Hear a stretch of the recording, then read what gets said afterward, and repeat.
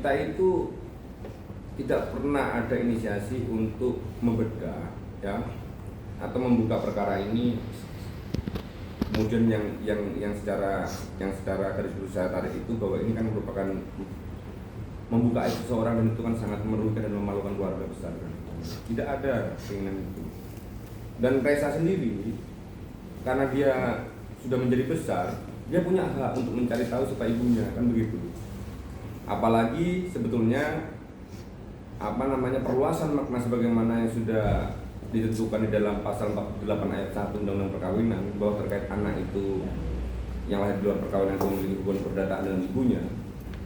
Ternyata berdasarkan putusan Mahkamah Konstitusi itu nomor 46 juga diperluas, juga dia punya hak juga untuk mengetahui siapa bapaknya, ternyata kan begitu. Sekarang siapa anak yang tidak mau tahu sebetulnya ya secara real ibu kandungnya atau bapak kandungnya? Itu aja pertanyaannya sebetulnya. Jadi cuma jawaban dari pertanyaan Reza ini kan sebetulnya yang punya hak untuk menjawab ya, kalau dikatakan di sini kan sebetulnya kan mama papanya yang bukan kandung gitu ya. Tapi kan beliau sebetulnya tidak mau menjawab. Karena apa?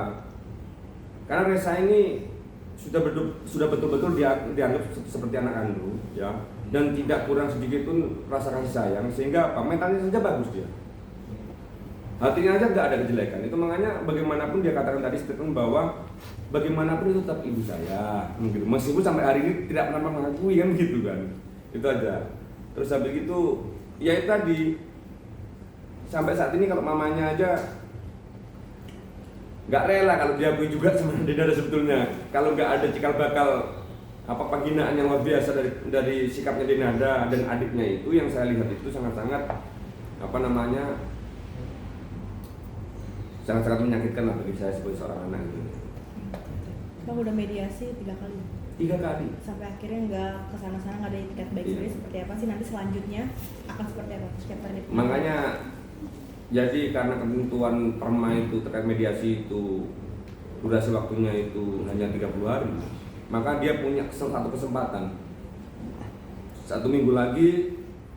Kalau nanti ternyata masih belum datang dia atau masih belum menghubungi kami, ya saya hanya bilang lah wala kuatan, nanti saya akan serahkan atau saya akan lanjutkan persidangan lah.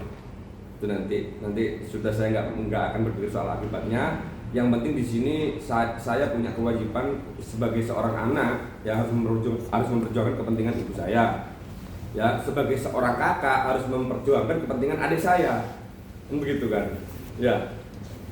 Nanti kalau terlepas nanti ada pos-pos kerugian yang lain, bukan soal materi.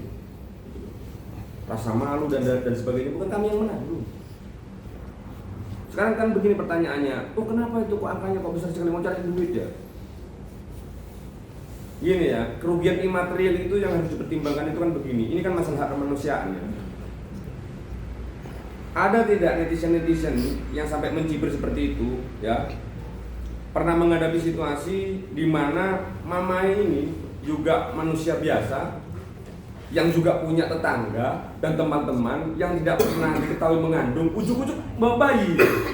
Kira-kira gimana itu rasanya, mau menjelaskan itu? Jadi rasa malu yang ditanggung oleh mama ini sudah lama sekali, dan itu pun tidak pernah diperhitungkan kok soal angka kok. Hanya datang silaturahmi kayak, kalau dia punya adab ya, bilang terima kasih kayak, tanya kesehatannya gimana kayak, bukan begitu.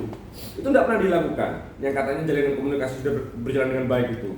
Kalau bagi saya itu nonsen lah itu. Ya. Nah, itu aja. Terus kalau semuanya, malah kemarin saya mau mengajukan gugatan itu malah mau sarubah 2,5 juta gugatannya nanti. Biar nanti tahu sebetulnya kan bahwa kita bukan itu tujuannya, dan tidak ada alasan bagi pengadilan untuk menolak. Gitu. Nah, siap untuk tes DNA nantinya? Iya, kabarnya kan kemarin sempat waktu press conference itu kan ada ngomong tes DNA ya Bang. Begini, jadi kalau semuanya nanti ada sikap juga yang juga penolakan soal pengakuan Reza ini secara tegas dan nyata ya, dia nggak mau menyampaikan atau dia mengambil sikap yang kemudian menghadapi sari persidangan, ya itulah langkah akhir yang saya ambil kan harusnya kan tes DNA, di mana akurasi datanya kan sudah 99,99% dulu, ya toh. Nah, kalau itu pun yang akan diambil ya sudah, Saya cuma butuh aja putusan pengadilan, terlepas nanti akibatnya gimana. Saya hanya menjaga bahwa yaitu anak ini yang sudah dilahirkan dia punya hak yang sifatnya asasi, ya. Di satu sisi itu merupakan hak waris, terlepas dia mau mengakui apa tidak, kan kasihan masa depan kan nantinya kan, ya. Itu aja. Dan sebetulnya tujuan awalnya sebenarnya bukan itu loh ya, ingin hanya diakui. Di podcast itu dia bilang, saya nggak pernah minta uang, saya bisa cari uang sendiri, Bu. Ya toh, yang sempat kemarin itu soal mobil ya, disuruh nge-grab. Dan pernah nge-grab, gitu loh. Nggak butuh, nggak apa-apa, dia bisa cari uang sendiri, nggak apa-apa itu. Tapi kan rasa kemanusiaan ibu itu ini punya nurani apa enggak, gitu aja sudah. Itulah aja.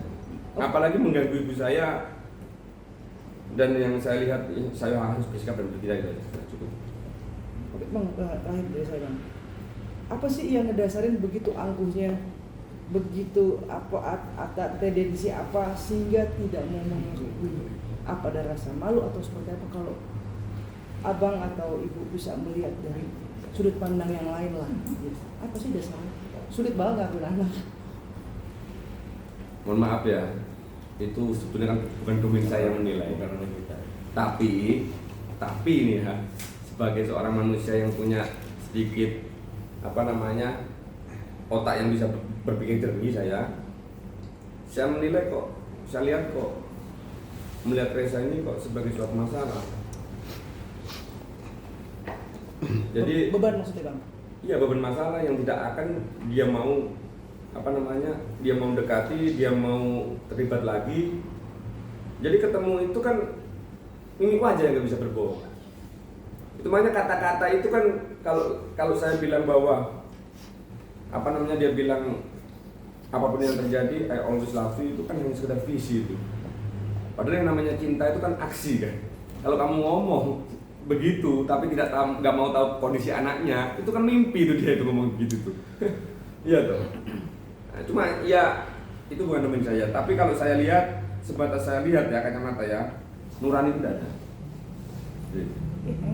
Bang, tadi kan abang cerita soal hak untuk mengetahui ayahnya, mungkin sudah diketahui saat ini ayahnya. Udah, kalau itu masih domain yang saat ini Reza masih merasa tidak diperlukan, karena yang jelas ya karena keluarga inti itu yang memang betul-betul seperti Jenada almarhum Emilia Contessa itu kan yang sudah sangat-sangat melibatkan secara sentimen kan pada Reza ini kan dari perkembangan ya kan.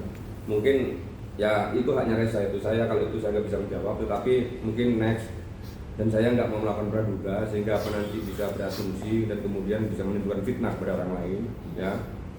Meskipun info itu saya tahu kan begitu kan, tapi itu masih belum perlu saya pegang. Ya nanti aja lah, nanti lihat perkembangannya kalau itu. Bang, ini kan agak di luar nalar sebenarnya. Ibu yang bukan ibu kandung itu mati-matian menjaga perasaan Reza, sementara orang yang disebut sebagai ibu kandung justru menolak gitu.